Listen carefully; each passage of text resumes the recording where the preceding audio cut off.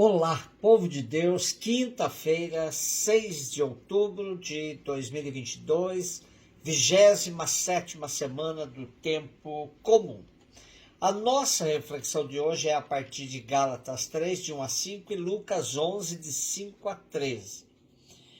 Ó Gálatas insensatos, quem é que vos fascinou? Diante de vossos olhos não foi acaso representando como que ao vivo Jesus Cristo crucificado? Só isso quero saber de vós. Recebestes o Espírito pela prática da lei ou pela fé através da pregação? Sois assim tão insensatos, a ponto de, depois de terdes começado pelo Espírito, quererdes terminar pela carne? Foi acaso em vão que sofrestes tanto? Se é que foi mesmo em vão.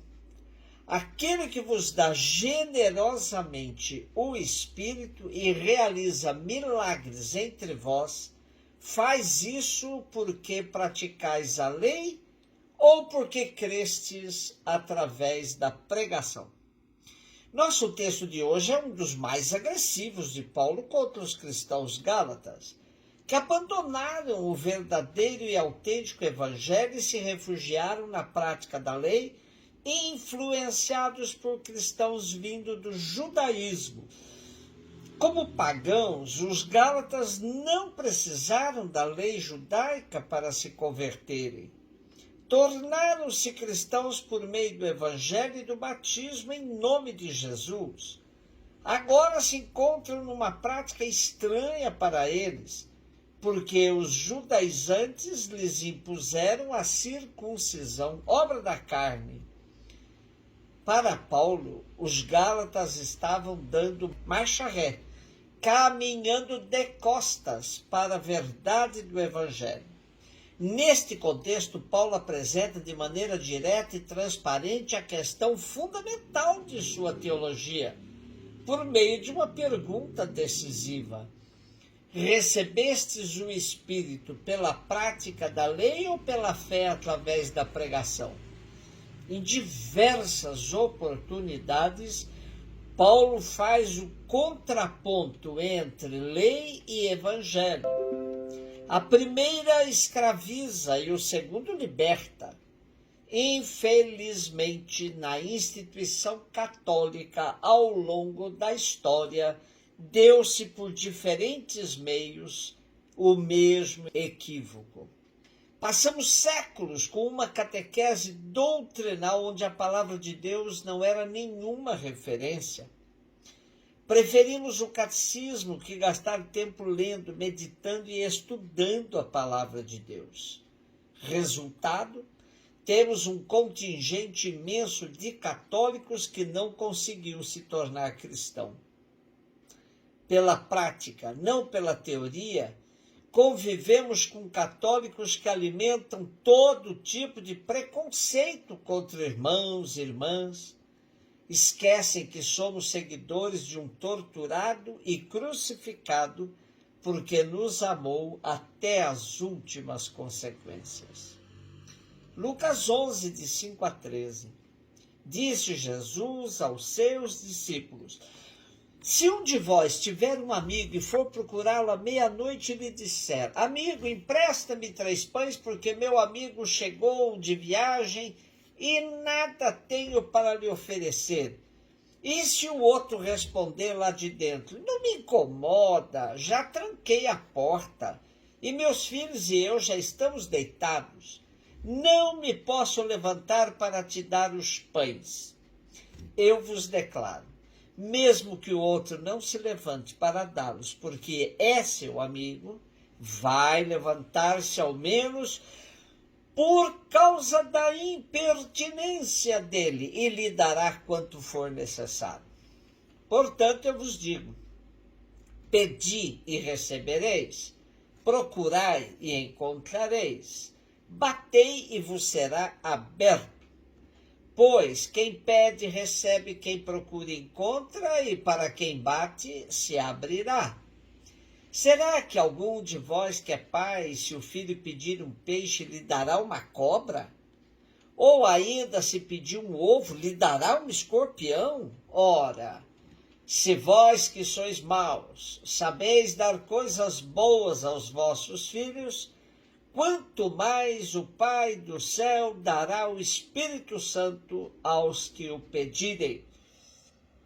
Todas as vezes que lemos uma parábola, precisamos fazer o exercício literário para entender as diferenças entre parábolas e alegorias, parábolas e metáforas.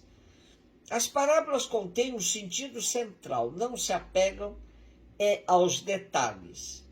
Estes só servem para ilustrar a ideia central dela. A alegoria é diferente. Cada detalhe tem uma relação direta com um sentido. É possível haver parábola alegorizada, ou seja, com explicações de cada elemento, como foi feito com a parábola do semeador. Hoje estamos diante de uma parábola que precisamos entender seus elementos, mas não nos fixarmos neles, e sim ir em busca do seu sentido fulcral. Luiz Alonso Scheckel nos ajuda a perceber algumas sutilezas da parábola. Na verdade, temos duas parábolas, sendo que a primeira é um tanto desconcertante, pois imaginar que Deus nos atende somente para que o deixemos em paz é terrível. Também pensar que temos de ser insistentes e impertinentes em relação a Deus passa-nos uma imagem, no mínimo, incômoda sobre Deus anunciado por Jesus. Porém, precisamos ver o outro lado da questão. Jesus, devido à sua intimidade com o Pai, ousa humanizar Deus de tal forma que nos assusta mesmo. A parábola supõe uma situação de emergência e que o pedinte seja movido por obrigação de hospitalidade a um amigo. Não é por capricho ou por puro interesse pessoal. Desenvolve-se em regime de amizade, nas condições culturais da época.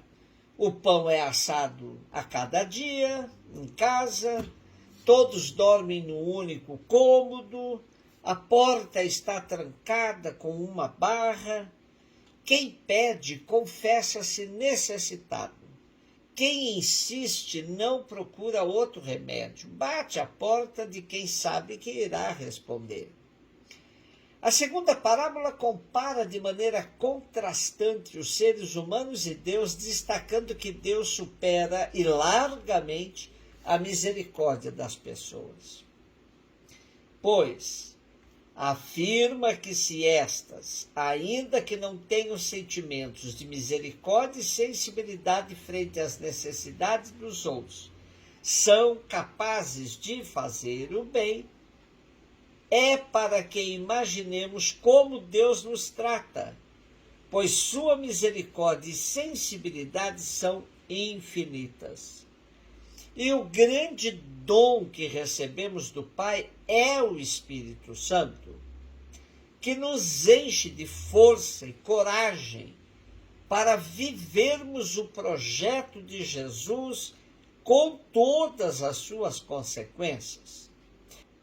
Perseverança na oração e confiança em Deus se constituem dois sentimentos que as parábolas de hoje querem nos inculcar.